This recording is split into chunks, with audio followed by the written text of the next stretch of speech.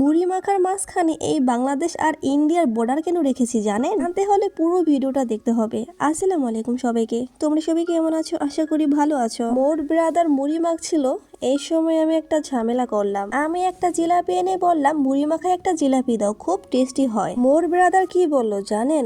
সে বললো তুই যদি আজকে মুড়ি মাখায় জিলিপি দেস তাহলে কিন্তু মুড়ি মাখা আজ আমি ফেলে দিব, আমি একদমই খাবো না। এইটা শুনে আমি একটা শয়তানি হাসি দিয়ে জিলাপিটা মুড়ি মাখায় ফেলে দিলাম।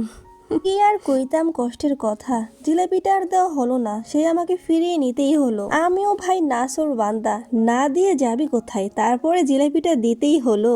এটাই হচ্ছে মূলত মুড়ির মধ্যে বাংলাদেশ আর ইন্ডিয়ার বর্ডারের কাহিনী। তারপরে আমি জিলিপির ভাগটা অর্ধেক করে নিলাম আর জিলিপি ছাড়া ওই দিকটা অর্ধেক করে নিলাম। বাই দ্য ওয়ে মুড়ি মাখাটা বেশ মজার ছিল। আর হ্যাঁ, তোমরা কি জিলিপি দিয়ে খাও নাকি জিলিপি ছাড়া খাও অবশ্যই কমেন্টে জানাবে। যাই হোক, আজকের মতো এই পর্যন্তই। তোমরা ভালো থেকো, সুস্থ থেকো।